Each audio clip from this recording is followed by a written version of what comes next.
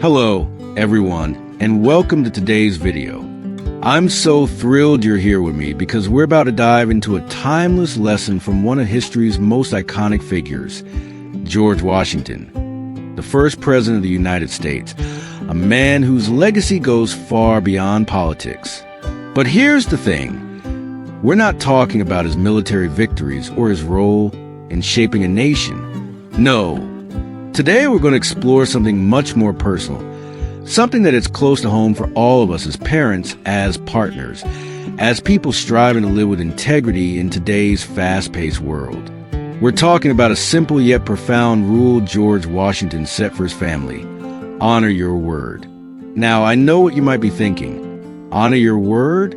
That sounds like something from a history book, not something that applies to my busy life in 2025, juggling work, kids, school schedules, and try and keep it all together. But let me ask you this. Have you ever made a promise to your child? Maybe something small like, I'll be there for your soccer game, only to get caught up with work and miss it? Or maybe you told your spouse you'd handle something important, but it slipped through the cracks? We've all been there, haven't we? Those moments leave us feeling guilty, and worse, they chip away at the trust others have in us, especially the people who matter most, our families. That's why this lesson from George Washington isn't just some dusty old rule. It's a principle that can transform the way we live, the way we parent, and the way we show up for the people we love. So, let's dive in together as we unpack what it means to honor your word, why it was so important to Washington, how it shaped his family, and most importantly, how you can apply this principle in your own life to build stronger, more trusting relationships with your kids, your spouse, and even your community. Let's get started. Let's take a step back in time to Mount Vernon, George Washington's estate in Virginia. Picture this. It's the late 1700s, and Washington isn't just a military general or a future president. He's a husband to Martha Washington and a stepfather to her two children, John and Patsy, as well as a guardian to his nieces and nephews. Family was everything to him, even amidst the chaos of war and politics. And one of the core rules he set for his household was this: honor your word. If you say you're going to do something, you do it. No excuses, no exceptions. Now, why was this so important to Washington? Well, to understand that, we need to look at the man himself. George Washington was known for his integrity. In fact, there's a famous story, maybe you've heard it, about Washington as a young boy chopping down his father's cherry tree. When confronted, he supposedly said, "I cannot tell a lie," and admitted to it. Now, historians debate whether that story is true, but the point is, Washington built his entire life on the idea of being a man of his word. Whether he was leading troops in the Revolutionary War or managing his estate, he believed that trust was the foundation of any strong relationship, whether that's with soldiers, with business partners, or with family. And at Mount Vernon, this wasn't just a lofty ideal.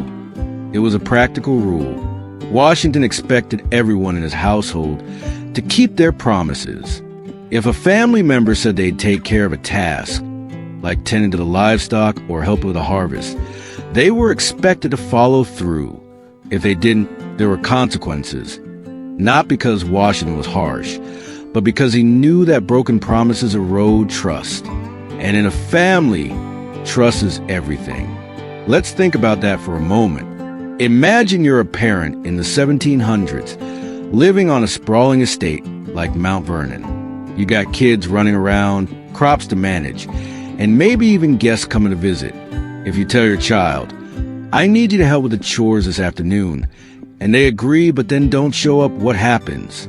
The work doesn't get done, sure, but more than that, you start to doubt their reliability. Over time, those little broken promises add up, and suddenly, you're not sure if you can count on them when it really matters. Washington understood this, and he wanted his family to be a unit built on trust, where every member knew they could rely on each other. Now, let's bring this back to today. You might be thinking, okay, that sounds great for George Washington, but I'm not running a plantation, and my kids aren't chopping wood. They're glued to their iPads half the time. I get it. Our lives look very different now, but the principle of honoring your word is just as relevant. Maybe even more so in our fast-paced, distraction-filled world. Think about the promises you make every day as a parent or a partner. Maybe you tell your teenager, "I'll help you study for your math test tonight," but then you get a last-minute work call and can't follow through.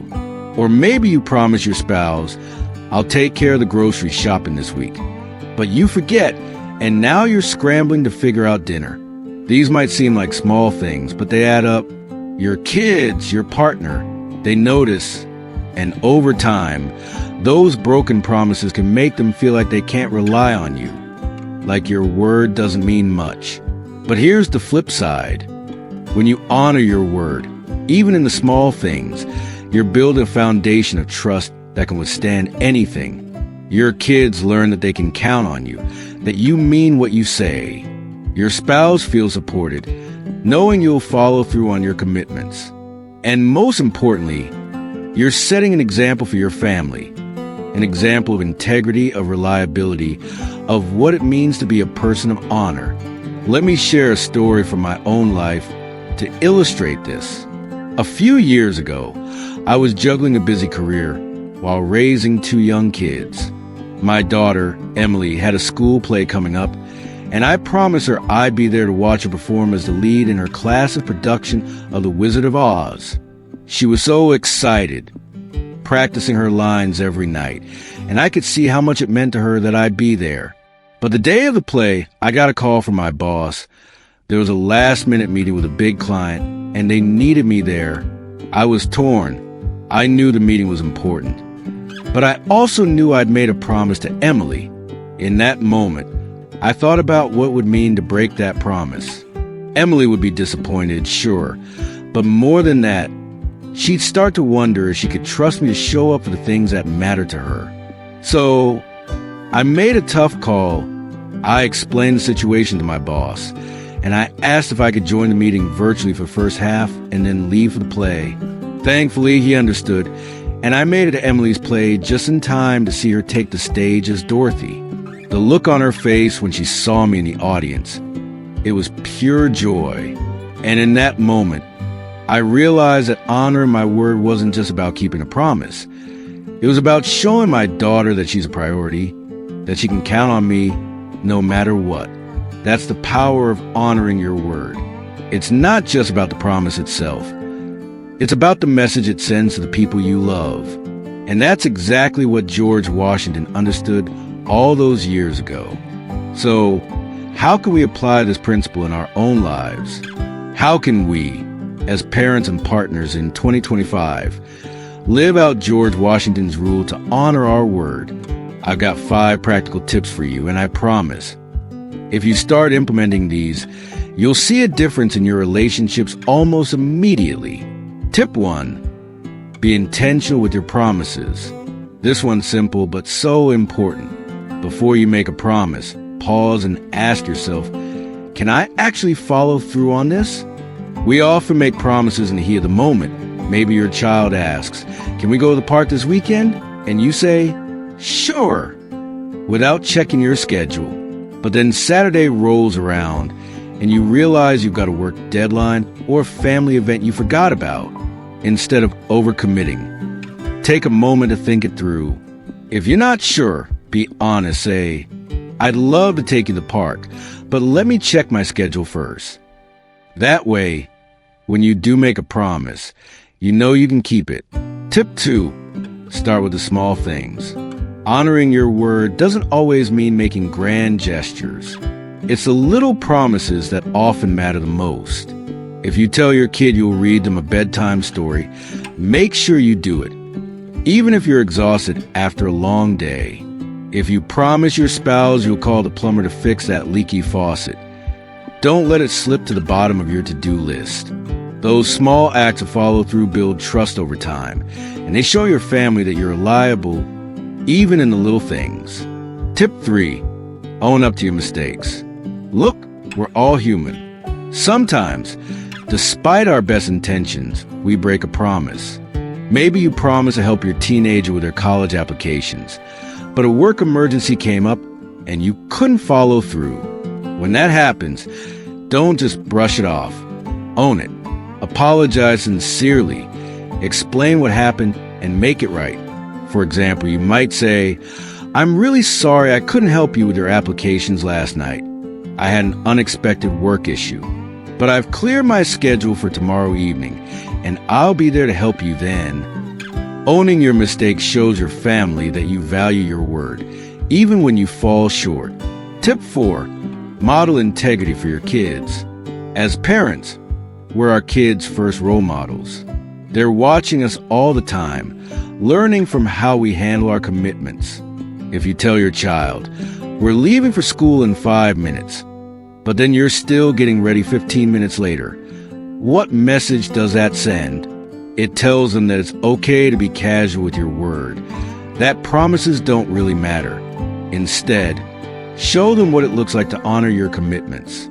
If you say you're leaving in 5 minutes, be ready to go. If you promise to attend their school event, make it a priority. When your kids see you honoring your word, they'll learn to do the same. Tip 5, create a family culture of accountability. This one's a game changer. Sit down with your family, maybe over dinner one night, and talk about the importance of honoring your word. Make it a family value. You could even create a little challenge. For 1 week, everyone in the family has to keep every promise they make, no matter how small. If someone slips up, they have to do something silly, like sing a song or do a funny dance. It keeps things lighthearted, but also reinforces the importance of follow-through. By creating a culture of accountability, you're not just teaching your kids to honor their word. You're building a family where trust is a foundation. Now, let's talk about the bigger picture. When you honor your word, you're not just strengthening your family, you're also setting an example for your community. Think about it. If you're someone who keeps their promises at home, that integrity spills over into other areas of your life. Maybe you're a volunteer at your local church or community center, and you promise to help organize an event. When you follow through, people start to see you as someone they can rely on, someone they can trust. And that kind of reputation, it's priceless. In fact, this idea of honoring your word ties into a bigger concept that George Washington believed in, the idea of civic duty. Washington felt that being a person of integrity wasn't just about your personal life. It was about contributing to the greater good.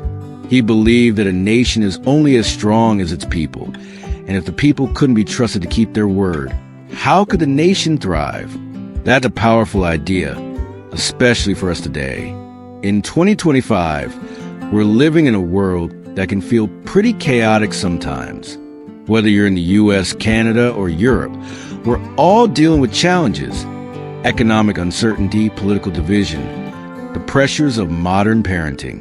But imagine if we all committed to honoring our word, starting in our own homes. Imagine the ripple effect that could have. Families built on trust, communities built on reliability, a society where people do what they say they'll do. That's the kind of world I want to live in, and I bet you do too. Let me share one more story to bring this home. A few months ago, I was talking to a friend of mine, Sarah, who lives in Toronto. Sarah's a single mom with 2 kids, and she was telling me how she'd been struggling to connect with her teenage son, Ethan. Ethan had been pulling away, spending more time in his room, not talking to her much. Sarah felt like she was losing him, and she didn't know what to do. One day, she decided to try something different. She'd been promising Ethan for months that they'd go on a hiking trip together. He loves the outdoors, but she kept putting it off because of work and other responsibilities.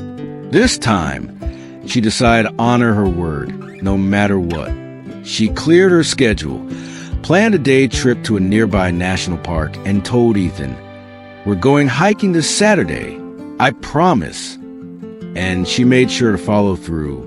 That day in the park turned out to be a turning point for their relationship. As they hiked, Ethan started opening up to her, talking about school, his friends, even some of the things he'd been struggling with. Sarah told me later that it was the first real conversation they'd had in months. And it all started because she honored her word. That one promise kept open the door to rebuilding trust with her son. That's the power of this principle. It's not just about keeping promises. It's about building connection, fostering trust, and showing the people you love that they matter. So, as we wrap up today's video, I want to leave you with a challenge, a call to action, if you will. Over the next week, I want you to focus on honoring your word in your family. Start small. Pick one promise you can make to your child, your spouse, or even yourself, and make sure you follow through. Maybe it's promising to have a family game night, or taking your kid to that museum they've been begging to visit, or finally tackling that home project you've been putting off. Whatever it is, make the promise and keep it. And here's the thing. I don't want you to do this alone. I want us to do this together as a community. So, after you've kept your promise, come back to this video and leave a comment below. Tell me about the promise you made, how you honored it, and what impact it had on your family. I'll be reading every single comment, and I can't wait to hear your stories. And if you found this video helpful, don't forget to give it a thumbs up and hit that subscribe button. We're building a community here of parents and people who want to live with integrity, who want to raise kids who value trust, who want to create families where everyone knows they can rely on each other. So, subscribe, turn on notifications, and let's keep this conversation going. Before I sign off, let me leave you with one final thought from George Washington himself. In a letter to his nephew, he once wrote, "A good moral character is a first essential in a man. It is therefore highly important that you should endeavor not only to be learned, but to be virtuous." For Washington, being virtuous meant being a person of your word, someone who could be trusted, someone who lived with honor. So, let's take that lesson to heart. Let's honor our word, not just for ourselves, but for our families, our communities, and the world we want to create. Thank you so much for watching. I'll see you in the comments, and I'll see you in the next video. Take care, everyone.